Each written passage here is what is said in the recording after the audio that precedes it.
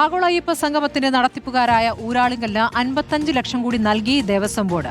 സ്പോൺസർഷിപ്പായി ലഭിച്ച തുകയിൽ നിന്നാണ് 55 ലക്ഷം കൈമാറിയത്. ഇനി നൽകാനുള്ളത് 1,06,00,000 രൂപയാണ് സർക്കാർ കണക്കിൽ പറയുന്നു. എന്നാൽ അനുവദിച്ച തുക പോരാ എന്ന നിലപാടിൽ ഉറച്ചു നിൽക്കുകയാണ് ഊരാളുങ്കൽ.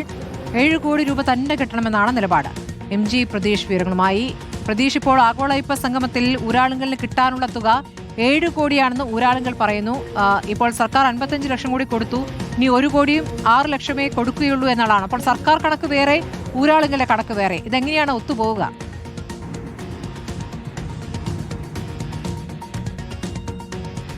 സ്മൃതി, ആഗോള അയ്യപ്പ സംഗമത്തിലെ നടത്തിപ്പ് കമ്പനിക്ക് നൽകുന്ന പണം സംബന്ധിച്ച് തർക്കം തുടരുകയാണ്. ആ തർക്കം തുടരുന്നതിനിടെയാണ് ദേവസ്വം ബോർഡ് 55 ലക്ഷം രൂപ കൂടി ഈ നടത്തിപ്പ് കമ്പനിയായ IIICക്ക് കൈമാറിയിട്ടുള്ളത്. പക്ഷേ ഈ നേരത്തെ പറഞ്ഞുറപ്പിച്ച, അതായത് PS Prashanth Devaswom board president ആയിരിക്കെ പറഞ്ഞുറപ്പിച്ച 7.04 കോടി രൂപ തന്നെ വേണമെന്ന നിലപാടാണ് ഈ കരാർ കമ്പനിയായ ഊരാളുങ്കലിന് ഉള്ളത്. പക്ഷേ അത്രത്തോളം പണം നൽകാൻ കഴിയില്ലെന്ന ഒരു നിലപാട് തന്നെയാണ് ദേവസ്വം ബോർഡിന് ഉള്ളത്. ഇതുവരെ ഈ സ്പോൺസർഷിപ്പ് വഴി കിട്ടിയ തുകയിൽ നിന്ന് 3.69 കോടി രൂപയാണ് ദേവസ്വം ബോർഡ് ഈ IIICക്ക് കൈമാറിയിട്ടുള്ളത്. ഇനി 1,06,00,000 രൂപ കൂടി നൽകാനുണ്ട് എന്നതാണ് ദേവസ്വം ബോർഡിന്റെ കണക്ക്. പക്ഷേ ആ കണക്ക് ഊരാളുങ്കൽ അല്ലെങ്കിൽ IIIC അംഗീകരിക്കുന്നില്ല. നേരത്തെ പറഞ്ഞുറപ്പിച്ച 7 കോടി രൂപ തന്നെ വേണം എന്നതാണ് നിലപാടായി പറയുന്നത്. നേരത്തെ K. Jayakumar Devaswom board president ആയതിനു ശേഷം 4.99 കോടി രൂപ നൽകാനാണ് ധാരണയായത്. പക്ഷേ പിന്നീട്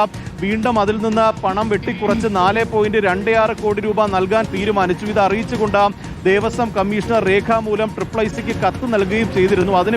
അതിനുശേഷമാണ് ഇപ്പോൾ 55 ലക്ഷം രൂപ കൂടി നൽകിയിരിക്കുന്നത്. ദേവസ്വം ബോർഡിന്റെ കണക്കിൽ 1,06,00,000 നൽകാനുള്ളത്. പക്ഷേ 7 കോടി തന്നെ വേണമെന്ന നിലപാട് ഈ ഊരാളുങ്കൽ ആവർത്തിക്കുകയുമാണ്.